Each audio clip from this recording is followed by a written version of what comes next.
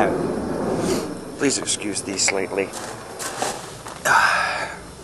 ruffled exterior. I just basically coming off of a night shift, so although it's about 1 o'clock in the afternoon, but yeah.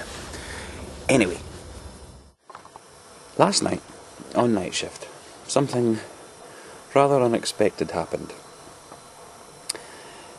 The fire alarm went off, which in and of itself is not that unusual. It happens from time to time when in the factory, if somebody spills a solvent, they have to set the fire alarm off.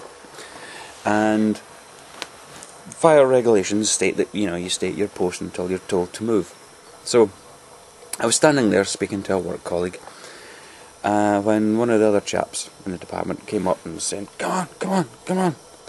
And we thought, oh, we're obviously getting evacuated, but A, he's not authorised to evacuate us, and B, he was going in the wrong direction.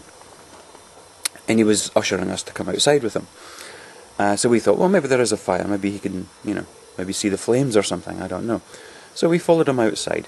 Now this chap is actually an I think Royal Marines, and he's a fairly laid-back kind of guy, not prone to flights of fantasy, shall we say. He took us outside and was pointing rather excitedly at the sky, claiming he'd just seen a UFO. Now, over the past couple of weeks, there have been a number of sightings in and around Dundee of a triangular-shaped arrangement of lights in the night sky, flying, I think, soundlessly, according to some of the witness reports. And two of those witness reports from another two guys who also work in the factory, another two fairly sceptical guys as well. I think it was a week last Saturday after we'd finished the Saturday early shift. They were driving home, and one of them had to stop their car in order to look at this thing. They also saw some teenagers on the street standing agog at this sight in the sky. And apparently a few days ago another chap had come into the factory and said to one of the engineers who was heading out, "Oh, if you hurry, you'll see the UFO." But apparently he'd seen a collection of lights in the sky as well. So anyway, we go out and he's pointing at the sky saying, "Yeah, it was just up there, it was 3 lights and another light." He says, "I took a photo," because obviously everybody now with their phones, they're all camera phones. So he took a picture. Now the thing is, I've for a long time now, I've had more than a passing interest in ufology, and have a whole slew of books on the subject, covering the whole gamut of the ufology mindsets, ranging from the, "Oh look, it's a light in the sky, so it must be an alien spaceship," to the, "Oh look, there's a structured, well-defined vehicle with humanoid inhabitants. What natural phenomena could be causing me to witness this?" And everything in between. But anyway, he, quick thinking as he was, whipped out his phone and took a picture of this thing, which he was able to Bluetooth to my phone, and I've uploaded it here, and was just wondering what you might think of this picture.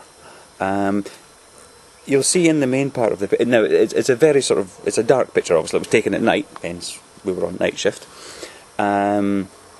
And it's quite grainy. I think it was a 2 megapixel camera phone he had. Now the object in the main part of the picture, or in the foreground, is one of the wind turbines that we have at the Michelin factory. We have 2 of the tallest wind turbines in Europe on our factory, helping us to cut down our CO2 output. Now, an interesting thing is that about a month ago there was some videos on YouTube by ITN, that's the Independent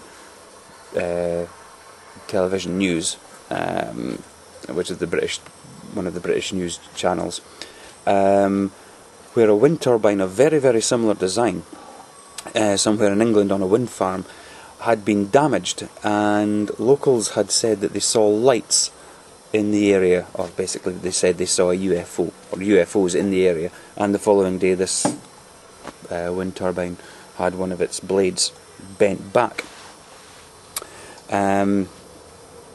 Max, that's a stone. Don't eat stones. No, you don't eat that.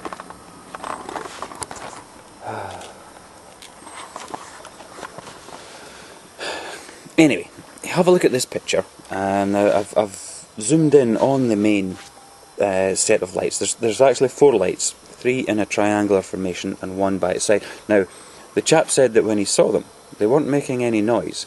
So he took this photo and rushed in to take us out, and by the time we got outside, they were completely gone.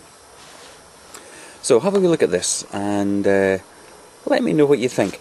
One thing to bear in mind is that, as you saw at the start of this video, the AWACS had flown over, and there's a large military ship anchored just off the coast of St Andrews, out in the North Sea.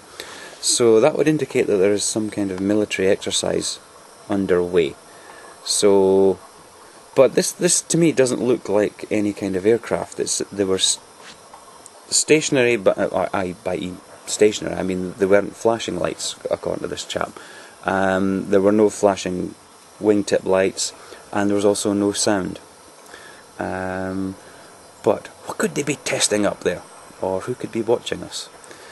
Either way, it could be rest assured that all of us in the factory are going to be watching the skies rather intently for the foreseeable future. I told you, I'm on night shift, I'm still a bit fried. For the foreseeable future. Anyway, have a look at these pictures, and in the comment section let me know what you think. Be interesting to hear, or read, or see, or whatever. Yeah, okay, I'm going to be back to bed.